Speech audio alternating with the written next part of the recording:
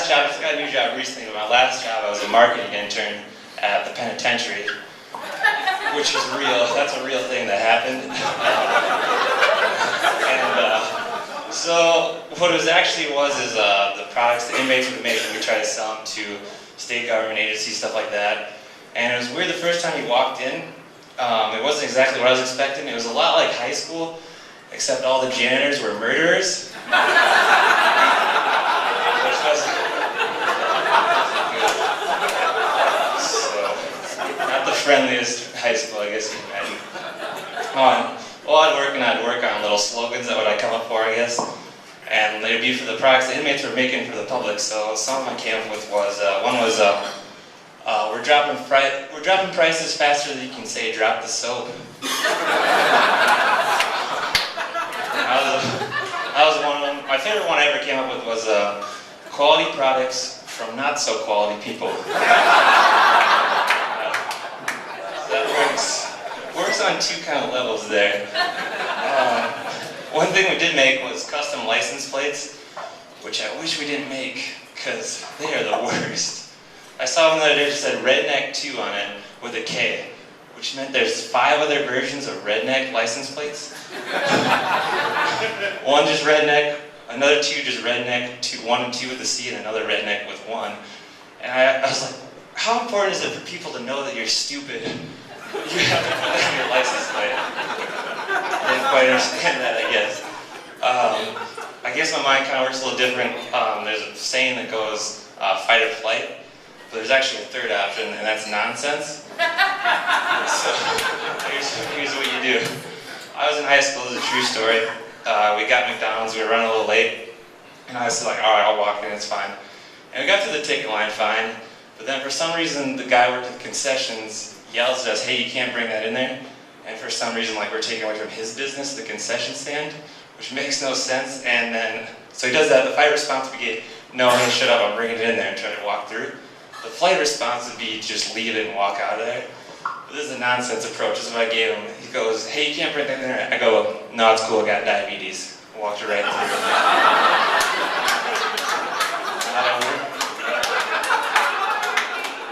That totally worked. We walked right through and ate our McDonald's inside the theater comfortably. I'm not sure why it worked. I think people are kind of more used to crazy people. There's a show called Strange Addiction.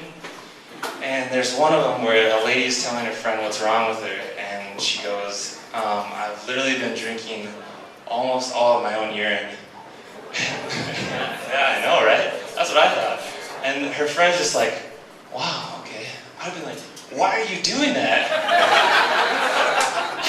Somebody needs to tell him to stop doing that. And she's like, oh, it's all natural. I believe it's made to be that way. That's why it comes out of your body. You don't put it back in there. There's another lady with, I think it's called a pet capybara, and she's addicted to that somehow. And it's basically like a combination of a pig and a rat is the best way I can describe it. And her daughter's talking about it, her own daughter, and she says, it's like the daughter she never had.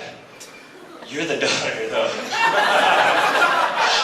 she had one, you're it. You were the one. And then there's another pet capybara that you're being compared to, which is rough. I don't know, some people just kind of suck, I guess. We live in a duplex, and I was parked a little bit, like barely where my back bumper was in the back of their driveway. I got a note on my windshield that said, please don't park in our driveway. I wrote him back and said, please don't put unnecessary notes on my windshield. I wasn't in your driveway, I was on the road, man. This sucked. Talk about the book a little bit. Facebook. It's all people read anymore anyways, right? Anyways, I'm on there. People like to complain about a lot of things. I don't get it, because I don't think they realize everyone has to read what they're writing. I saw one the other day, and it said, my head hurts. Help me, Tylenol. Help me, God, that I don't kill you. Because you're telling us that your head hurts, but you're telling everyone that your head hurts. And then what'd you do to fix your head? You took a Tylenol? How is that the most interesting thing that's happened to you in the past 3 days? It's a terrible, terrible life. A lot of people will try to give motivational quotes. One I saw was, it's all about making the worst thing that ever happened to you the best thing that ever happened to you. No, it's not.